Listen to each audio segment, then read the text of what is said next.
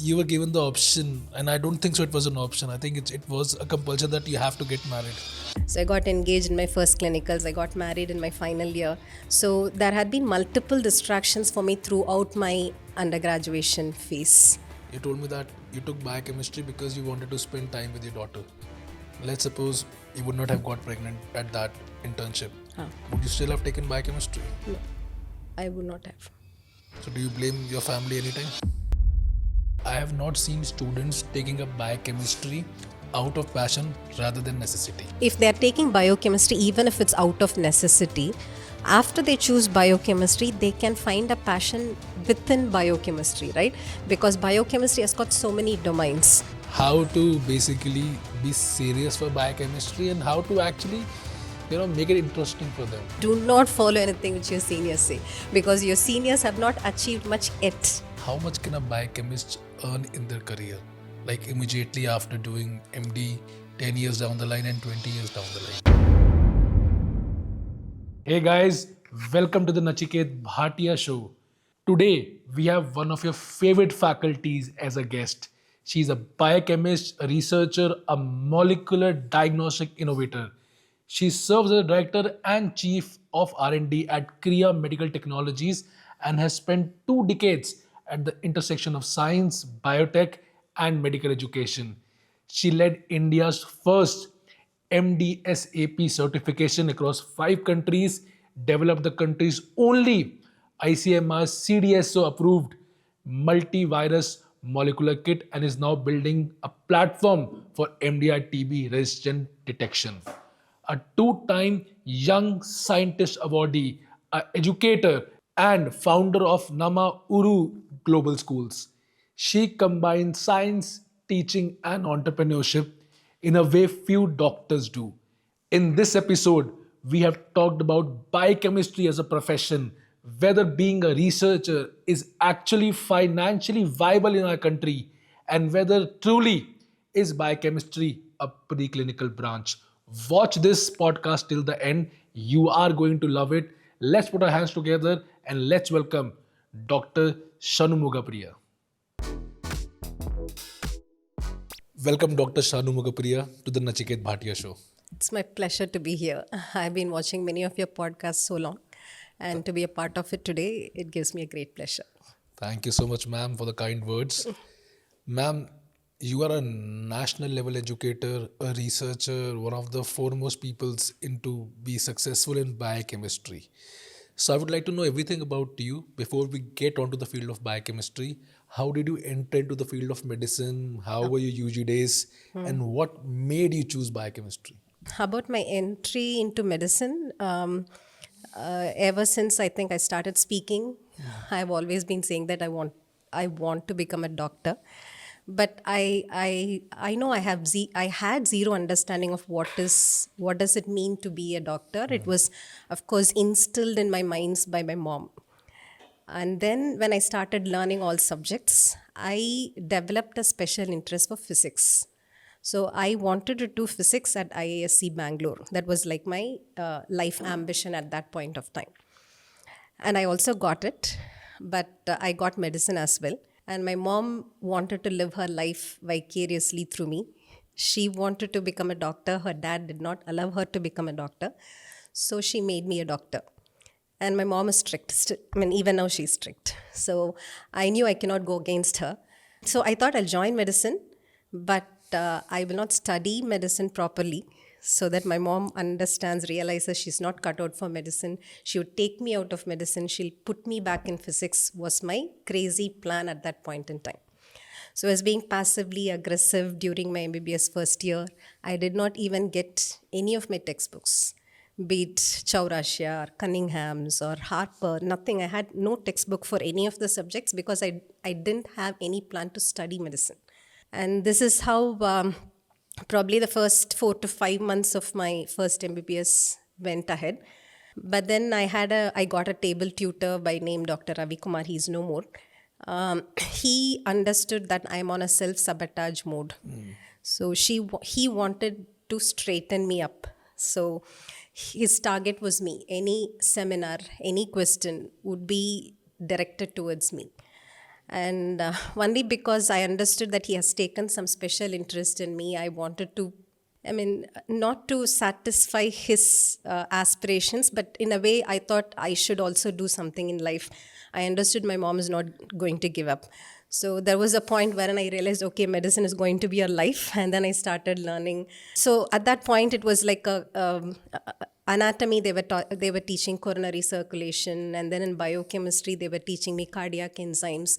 So I understood how relatable medicine can be. And that was like a start point for me to start liking medicine.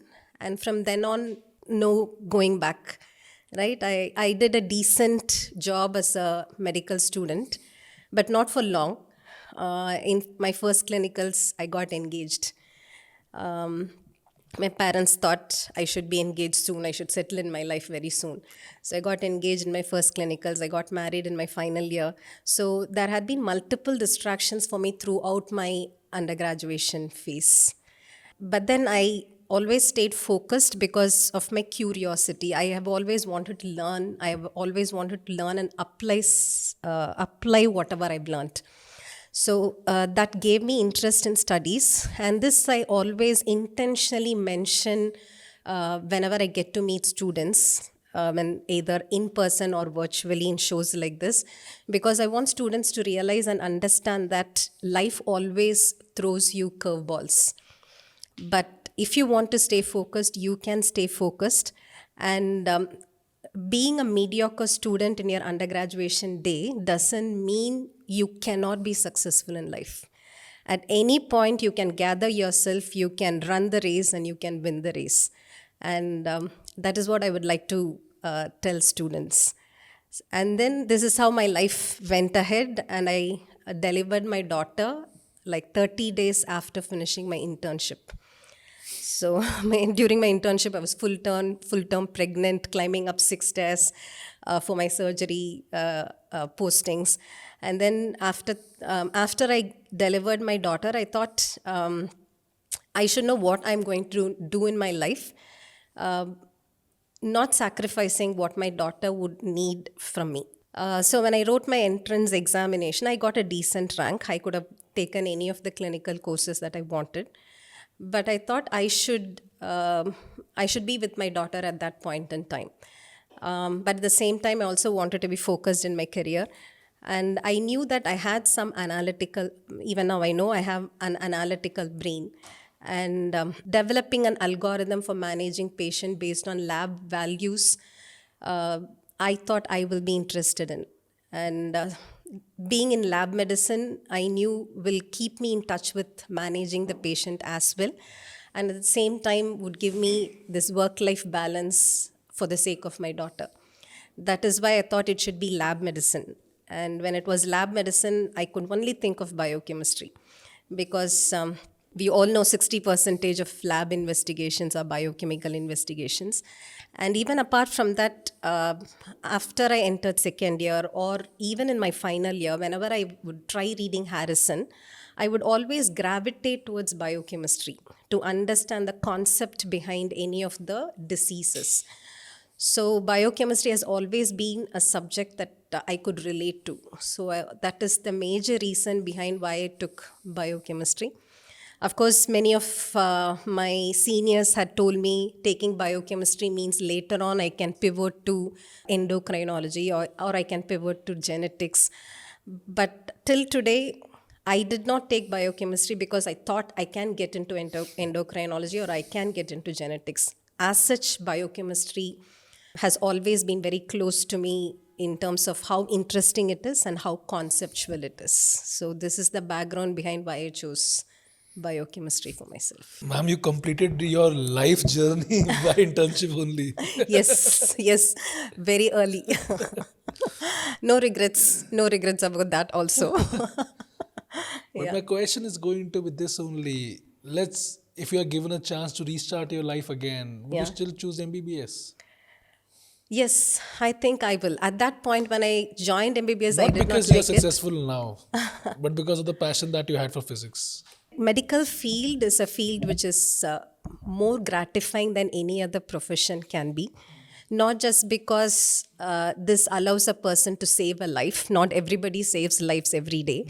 But then what I've observed about medical field is this is a field wherein you need a holistic knowledge of multiple sciences. So till today, I use physics. The passion that I had for physics, I'm using it day in and day out because of the various instruments that I handle and because of the research field I am in. So I'm working on developing a platform for multi-drug resistant TB, which means I will have to be involved along with engineers in developing an instrument that will allow me to use the kit that I develop. So till then, I'm using physics. So I don't think I've missed anything with respect to my passion for physics till date. So to answer your question, if I get to go back in my life, and if I'm given a choice between medicine and physics, I will go for medicine. That's impressive. Thanks to my mom. You were a rebellious kid, Yeah, always. completely. Completely, yes. Tell me what was going in your mind when your parents told you that you're going to get married at the age of what, 21, 22? Yeah, I got married in 21. 21. Yeah. Normally when a medical student is just looking कि भाई कोई पास करा दे Yeah. third final year पास करा दे Yes. तब you were given the option, and I don't think so it was an option. I think it was a compulsion that you have to get married. Sort of, yes. So what Yes. was a rebellious kid thinking at that point of time? At this point, I got introduced to my husband when I know my husband ever since I can think of. So I know him. I knew him as a person. I know him as a person, and I've also seen medical students of male gender, and I've always compared between the two. And I thought, okay, he is a totally different kind of a man that I've ever seen. In the sense, he has always been supportive of whatever I had wanted to do. Even when I was in medicine, when I joined medicine, when I was being rebellious in medicine, he was supportive of it. So is it a love marriage? I know him, but it's more of an arranged marriage. But ma'am, I'm still going to ask you again. जब आपको, I mean, when they told you that you are going to get married, at that point, did you want to get married? No, I did not, because to be very frank, when two of my college mates, batch mates got married, I was like, why will you say yes to this? I used to say, you have to say no to your parents. You have to learn to say no to your parents. How can you get married? These were the dialogues that I had told my friends. But just in 6 months, it happened to me. So I was not in the mindset to get married at all at that point in time. And I was resisting that. I tried multiple ways, through my mom, through my dad, through my husband. But at that point, everybody was like, he had to go to US after September. So he said only after marriage he can go to US. So it was like, I didn't want to give up on this option of getting married to him. So I said, okay. That's how it was. So would you say it's patriarchy or by choice? I'm not a person who would give up to patriarchy, but at this point in time, it was like more like if I say yes, I will have him for my life. If I say no, also I know he's not going to give up on me. But it was like when somebody wants to do something, if I can do it, let me try that, is what I thought to myself. On one hand, it was my parents. My parents were like, we want you to get settled at the earliest. On the other hand, he was saying, if I go, then probably after 18 months is when I'll be back. Can you consider this? It was not like nobody said, you have to do it. So everybody gave this love kind of an emotional manipulation happened. And then I said, yes. What I am amazed at, that it was just third year. Yes. And even after 18 months, you would just have been in internship. Yes. And this is what, how many years ago? I finished my internship in 2002. That's 23 crazy. years back. And like internship, you were pregnant. Yes, I was. So I'm sure that must have been very difficult. Yeah, it was very difficult. I had my morning sickness, but I always like challenges, and I always would want to prove that if somebody says you cannot do it, I would want to say that no, I can do it. How did you So manage your internship with pregnancy? I mean, did you get any kind of special favors there? Or no, I never asked for any favors.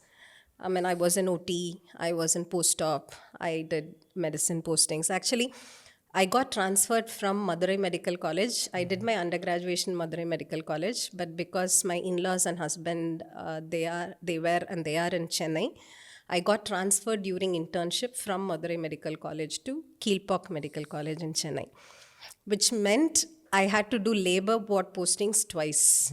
So labor ward, is the most intensive part of internship, right? So I did labor ward posting twice because they said no, you will have to do labor ward here also. So I was pregnant. Nobody knew I was pregnant when I came to KMC. I was pregnant. I was doing labor ward postings. I did not ask for any favors. Actually, my father-in-law was the dean of the medical college in which I did internship, but I had never told anybody that's my father-in-law. He had just retired, so had I told that he's my father-in-law, many would have given me multiple favors, but I chose to not say that. normally, I haven't seen much people getting married during internship even. So this Yeah, is something which is new for me. new for you, right? But this is like 20 years back. Yeah, And at that point in South India, or at least in Tamil Nadu, so I was the third to get married in my batch. imagine that. Yes. Before me, Was two it people. normal in Tamil Nadu? Not very normal. As I said, a third person to get married during undergraduation was me. So before me, two other people got married. One was during first clinicals, the other one was during pre-final first year. Clinical में Yeah. 18 में शादी करा दी. Yes. Yes, they got. I mean, she got married because again, she got married to a brother of my batchmate, another batchmate's brother. So that used to happen there, but not very often. So was it like क्या कहते हैं इसको कि इतना मुश्किल था बेटी को घर रखना कि वो 18 में शादी करा देते थे. If I say this, my mom would kick me. But honestly, Um, that's the custom there. Probably, so for example, when I got into medicine, many of my relatives told me they were against this. They were discouraging when my mom sent me to medicine, saying, if you send her to a medical college, she will get into some proposal and she will not stay with our family, right? Community based marriages that might not happen was the resistance that my parents faced when I entered into medicine. So probably that was in their mind. They wanted that to be proven wrong. They wanted me to get married to somebody in the same community. So, and finding a good groom is not that easy. And when you find the right person, the right kind of family background, the right kind of the same community, all these, once you have all these ticks, then they are like, okay, do it. how old was your husband when you got married? He is 5 years older than me. He was 26 when we got married. Basically, he was allowed to complete his undergraduation at least. Yeah, he was working. So, I'll ask you a little bit of a blunt question here. Yeah. You told me that you took biochemistry because you wanted to spend time with your daughter. Huh. Let's suppose you would not have got pregnant at that internship. Huh. Would you still have taken biochemistry? No, I would not have. So, do you blame your family anytime? No, I don't blame them for anything. I mean, if this is how it is supposed to happen, that is how it would happen. And I should make the best of it. And I should find ways to keep me happy and to keep people around me happy. Right? No point in blaming them. And no, I mean, I know for sure my parents do anything and everything only for my good. So I mean, till today, I'm very happy about the way they designed my life. I would not say it happened on its own. They designed my life in a particular way, and I know it's for my good, and it turned out to be good. So, Tell me about your biochemistry residency days. How were those? my biochemistry residency days, it was very interesting because when I joined initially when I joined, even before I entered into medical college as a MD postgraduate student, I had started teaching. I had started teaching in Speed Institute. So just 3 months into my course as MD postgraduate, I had finished the entire biochemistry because I had to teach. So I had done the best part of learning everything. And after learning, it's only application, right? So because I knew the concept in biochemistry, I started applying and I was always in the lab because nobody, it was not a competition that I had that people would say, if you go for 1 month, I'll have to go for another month. Nobody was interested in going to the lab. But I was always in the clinical lab, and I was always with machines, with instruments which would analyze samples. And when I say with machines, not just looking at the reports, I would like to troubleshoot what would happen in a machine. So more than a service engineer, I would know about the parts of the machine. I would use screwdrivers, open it, work on it. So it was a wet lab experience that I had. And I was directly involved in the management of patient. If I give a report, then I would go to the ward. I would see what exactly is the clinical case presentation. And if I have something to add, I would have an interaction with the clinician. I would support the management protocol. So it was very interesting. And also, if you ask me what is the best trait that I have, according to me, is the curiosity part. So I was always curious about the latest developments. And at that point, no medical college even had a PCR mission. Forget about the RT-PCR mission. They didn't even have a normal PCR. They didn't do DNA extraction. They didn't do RNA extraction. But I was always on the hunt for ways of learning all those techniques and skills. I was always upskilling. And my director, the director of Institute of Biochemistry at that point was Dr. Pragna Dolia. And she was very supportive of me.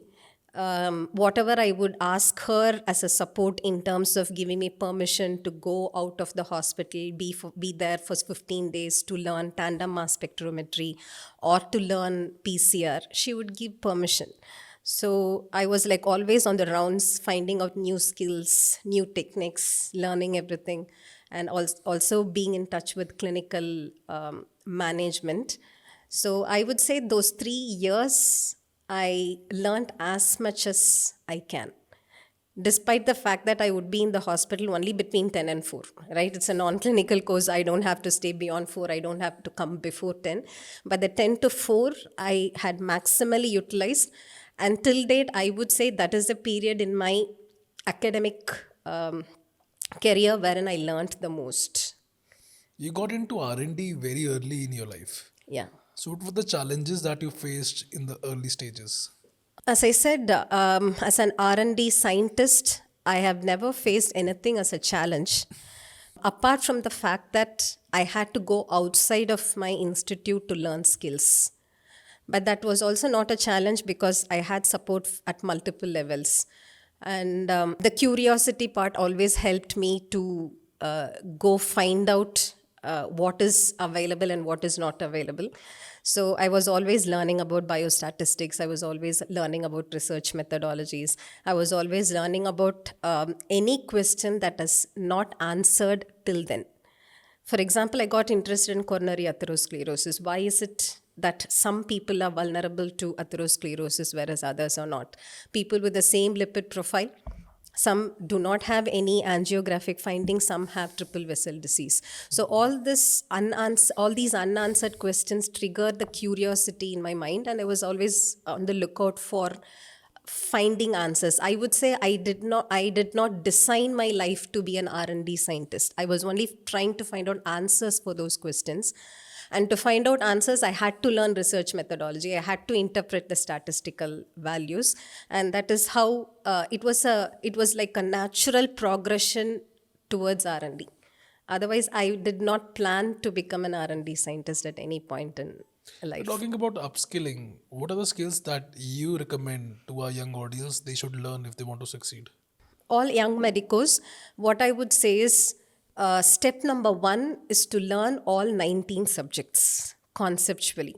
Only when you know the answers that are already available. You will know what are the questions that are yet to be answered.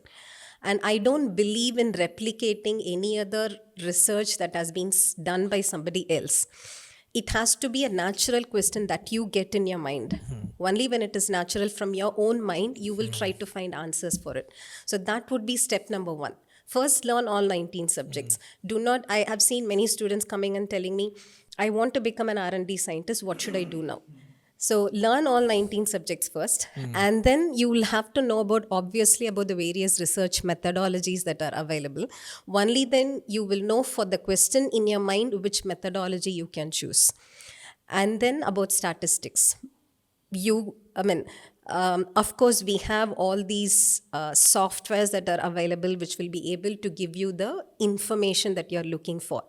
But if you don't know what is the question that you should ask, you will not get the right answer.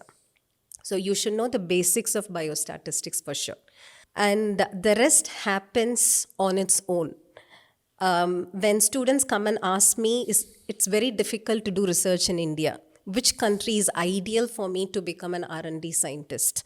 I would say India is the best place for you to do research because of the clinical information that you can have, right? The number of patients, the number of clinical samples that you can get in India is unmatchable.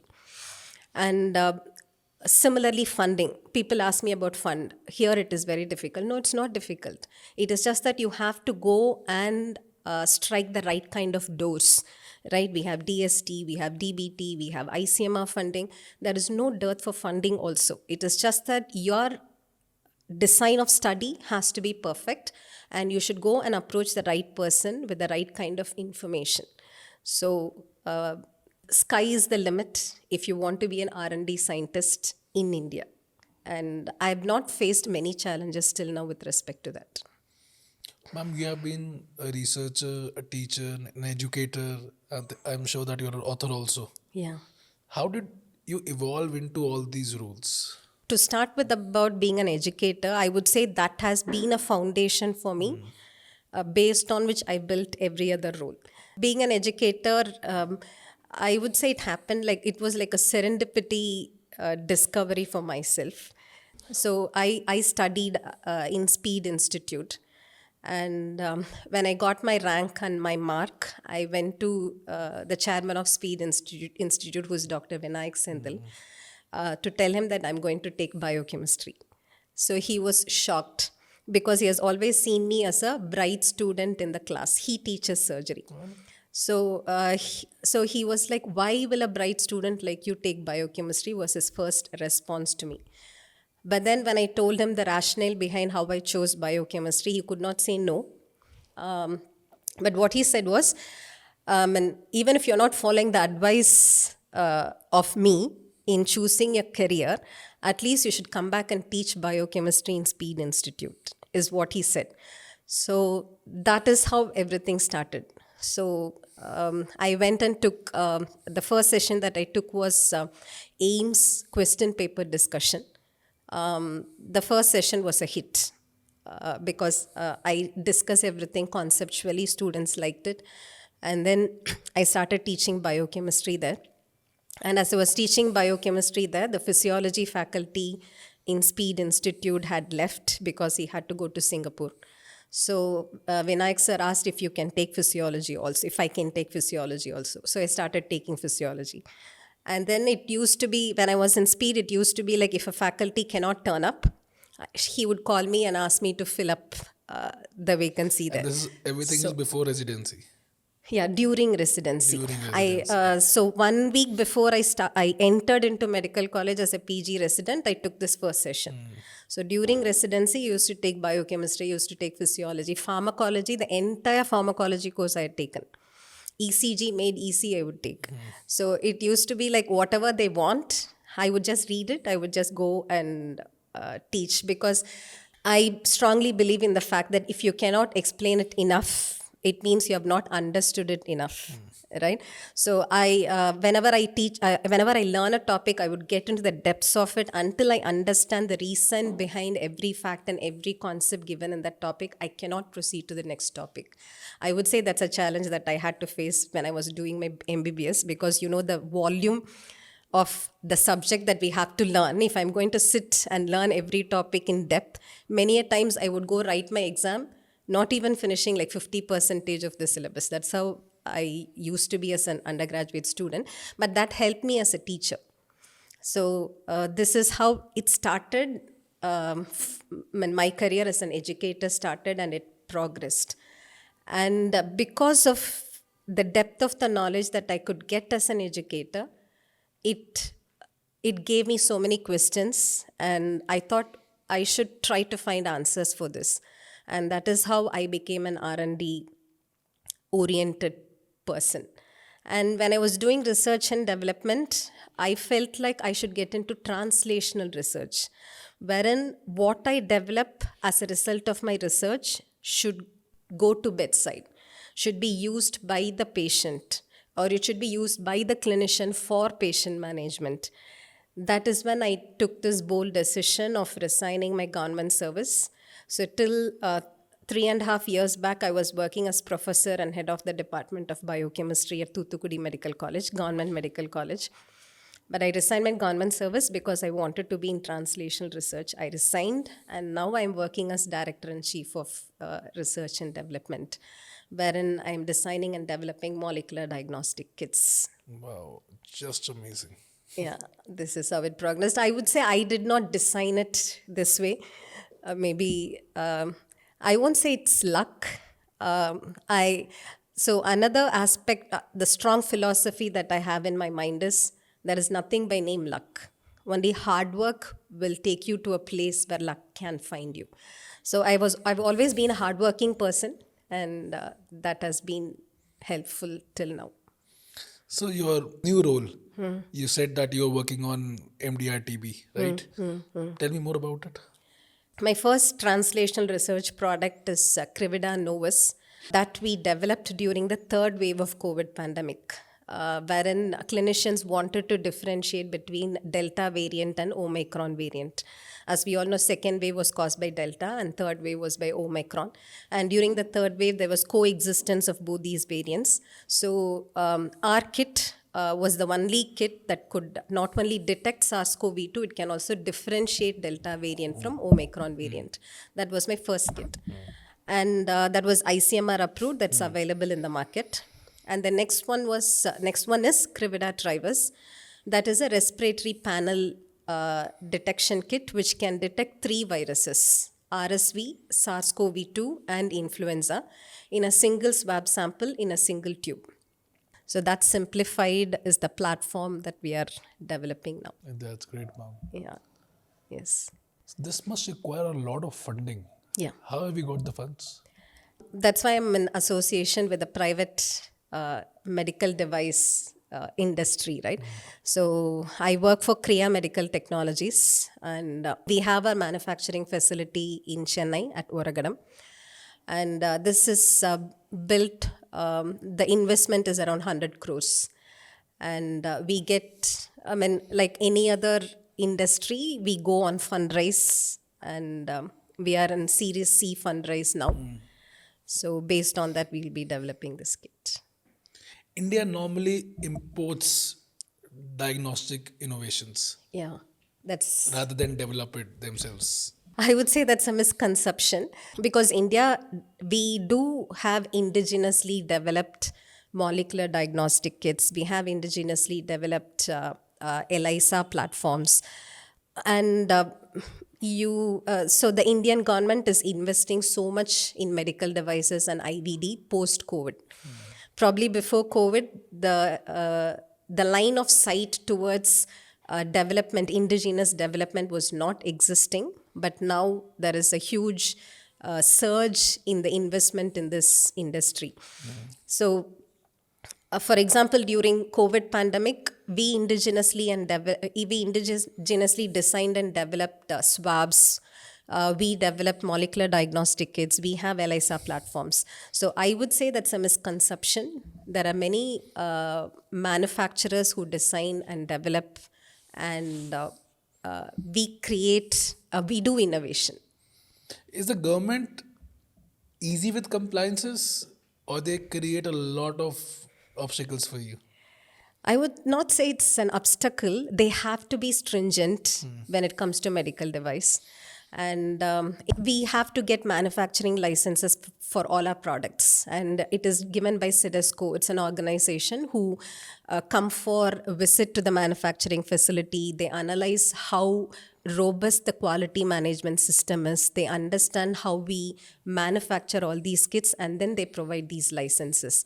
And I would say they have to be stringent. I'm happy that they are stringent. Otherwise, there will be mushrooming of multiple manufacturing facilities who do not follow the rules that they are supposed to follow. And yeah, it's a huge, I would say we have to jump through multiple hoops to get these licenses. And every time it's a disheartening experience that I feel.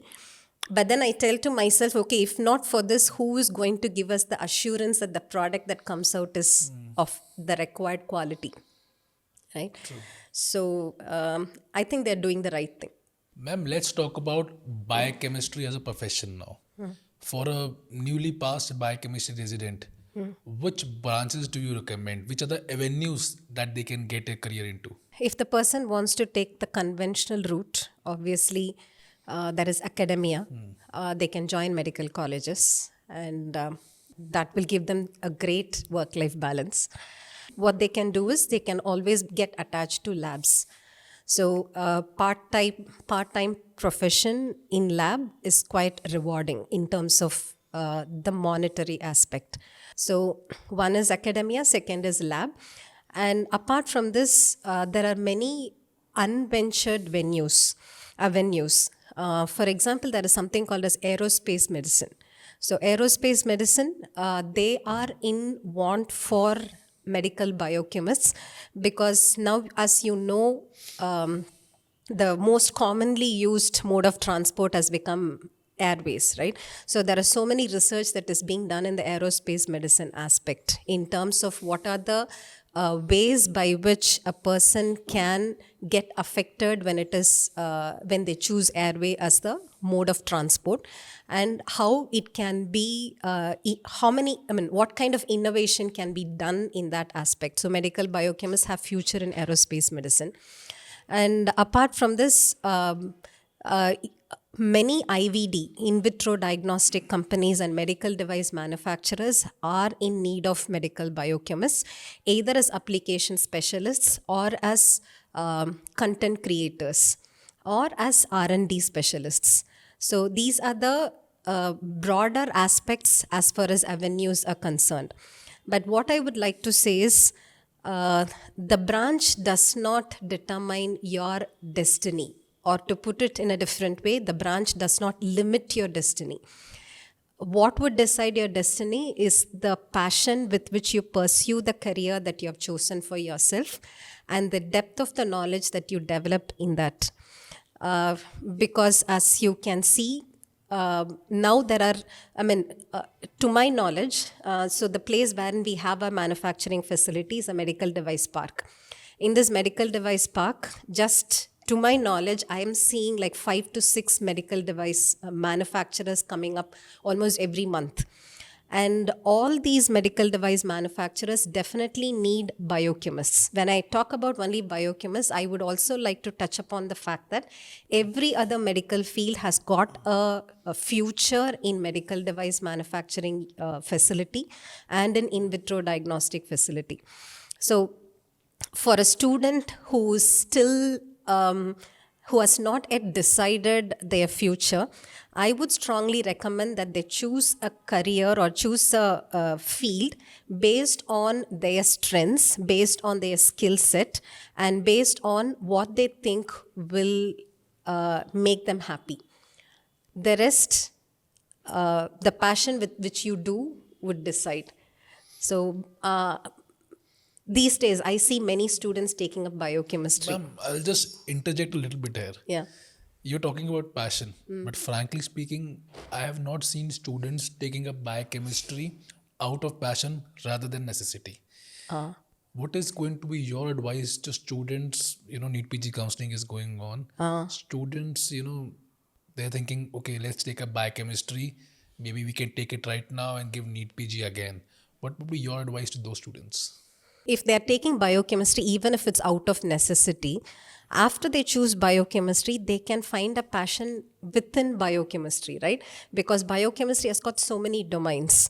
One is clinical biochemistry, the other one is instrumentation part, and the third one is you have a strong R&D option in biochemistry. So even if you choose something out of necessity, after you choose, you will have to find out where your heart lies, right? If you think you are interested in research, go deep into the research aspect, get to find out what you can do differently from others, and that differentiating factor in you is going to get you what you want in life. So as I told you even the beginning of the interview, it is not like you can decide how your life can be. Life always throws you curveballs, right? But what best can you get out of it? So even if you look at me, I chose to a greater extent out of necessity for having a work-life balance because I had my daughter. But after I got into biochemistry, if you ask me, did I go through a phase wherein I thought, okay, I will not be able to hold my breath anymore. I will not be able to face a patient directly anymore. Yes, I also went through that phase.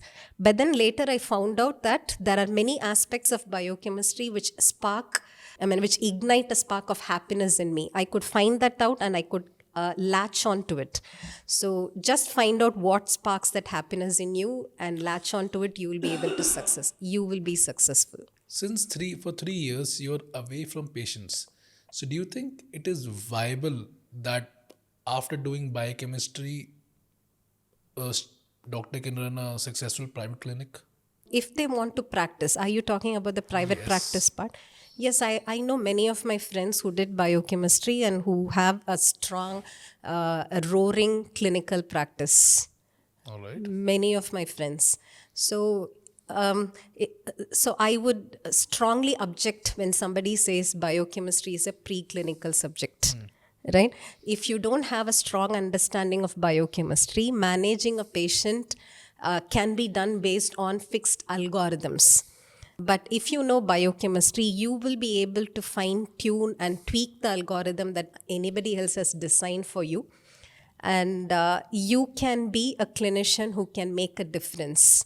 So, Biochemistry now also has super specialty. yeah. Which are the super specialty avenues? Genetics and hematology. DM genetics and DM clinical hematology are the two options for super specialization after MD biochemistry. We had DM endocrinology as well, but now they have removed it. So which one is better out of these two? These two, I would say, as a biochemist, you will be able to shine much when you become a geneticist, because you learn everything about genetics during your residency in biochemistry. So I would say that will be more relatable to somebody who has finished biochemistry. But I also see people liking to get into hematology. For me personally, genetics can be more relatable. Ma'am, I'll ask you the most intriguing question of our podcast. How much can a biochemist earn in their career? Like immediately after doing MD, 10 years down the line and 20 years down the line? Immediately after finishing residency, if they get into a medical college, it can be close to 75,000 to 1 lakh in medical college. And I know nobody who limits only to medical college. Anybody who has joined medical college is also attached to a clinical lab. And if you're attached to one clinical lab, that can fetch you 50,000. People get attached to multiple clinical labs. So immediately after finishing residency, I see a potential, if you're taking the conventional route, I see a potential of 1.2 to 1.5 lakhs. And 10 years down the lane, it depends on how you have performed during those 10 years. If you are still sticking to the same conventional role, then it becomes 3 to 3.5, right? After that, there is not much of hike. it goes to till 4.5, depending upon how many avenues that you've chosen for yourself. So one college, two labs, it can go till 4 to 4.5. So that is how I see. But as I've been telling you, if you're getting into R&D, IVD manufacturing facility, I mean, even at the entry level, you can start from 2. But you need to have that skill set. The skill set in the sense you should have a clear understanding of regulatory affairs. You should have that a great understanding of quality control, quality assurance. So if you have developed that skill set during your residency, then if you get into the industry part, then the start by itself can be really good. The start is good, and the trajectory is, unimaginable. That's what I can say. Yeah. That's great to know, actually. People have a lot of misconceptions about preclinical branches, and I'm glad that you're breaking those. Yeah. Ma'am, what about corporate hospitals? Apart from R&D, do biochemists also have roles in other fields of medicine there? Till now, I have not seen anything new as far as corporate hospitals is concerned. In corporate hospitals, also you see biochemists in their labs, playing the same role as they would play in a chain of laboratories. So there is not much of a difference. And unlike for pharmacology, wherein there is an AMR stewardship team wherein microbiologists and pharmacologists have a role, biochemists do not have any novel role to play in a hospital. Even there, it's the same lab role that they perform. Ma'am, let's suppose they want to become an educator like you. You have also chosen that journey. You are quite successful in that journey. What would be your advice? How should they start their journey to become an educator? To become an educator, I would say first they have to, now it's, the world needs a proof for everything, right? So I would say they have to have a YouTube channel wherein they can start uploading their videos. And more conceptual your video is, better will be the reach. If I say that, I would sound like a traditional person. These days, it's more about entertainment as well. So if you are able to reach many students, then from there, you will be picked up for teaching in all these institutes and platforms. So first, try to prove yourself by having a YouTube channel. And you can have, your own apps, right? These with AI. With AI, anybody can start an app. Anybody can develop an app. Can get multiple students. Can get a reach of multiple students. So you can also try out having an app for yourself.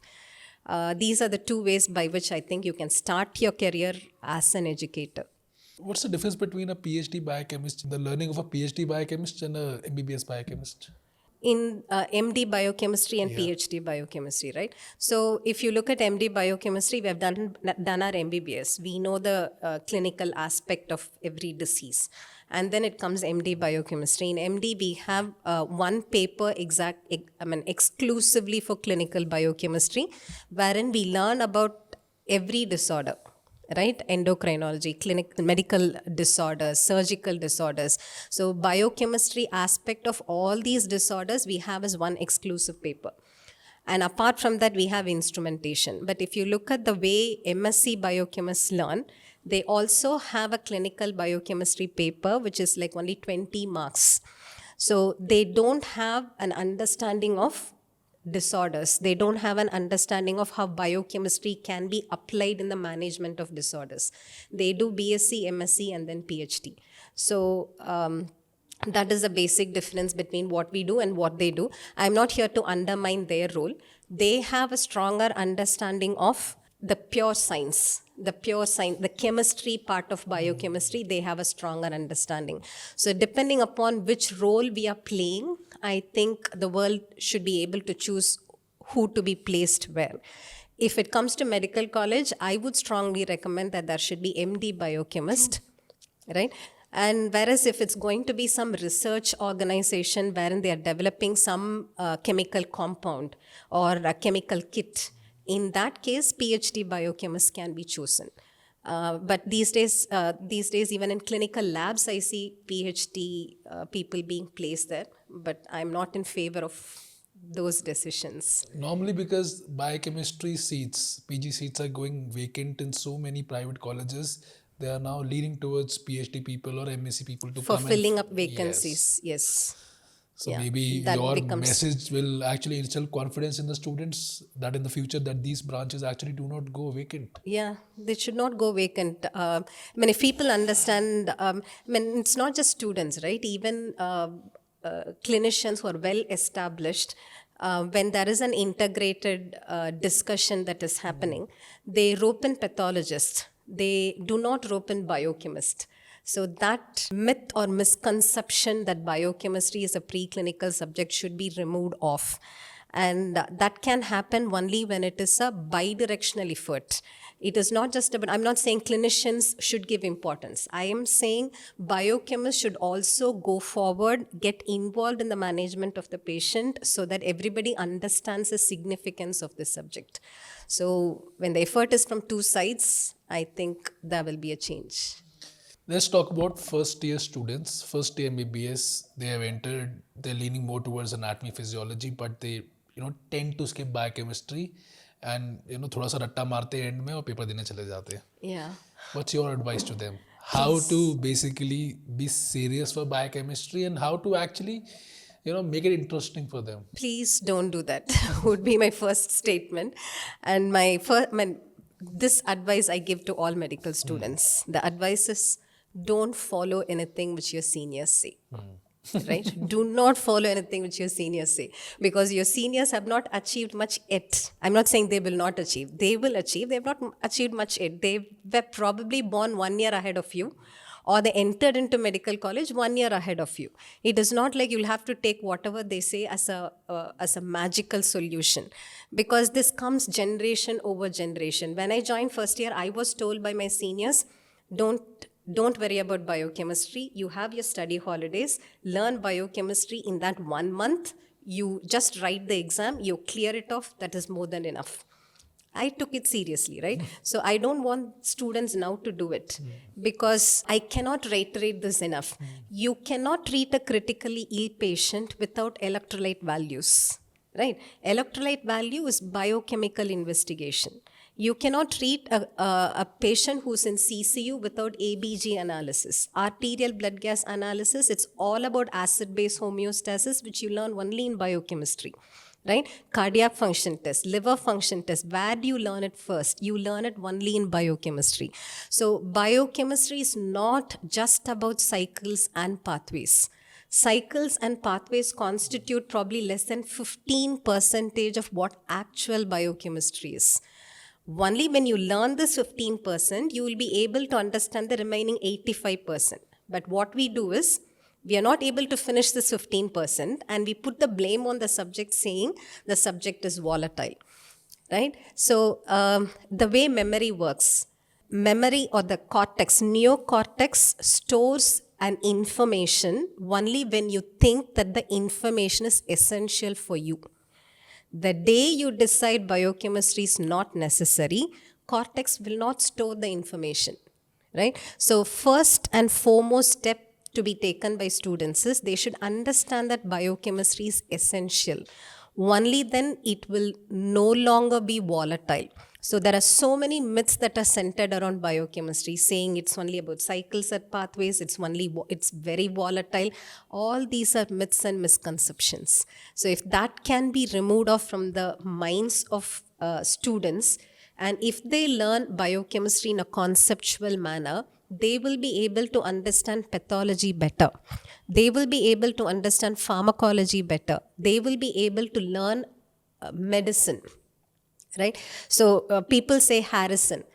Now, no more, people don't even read Harrison these days. They only watch videos.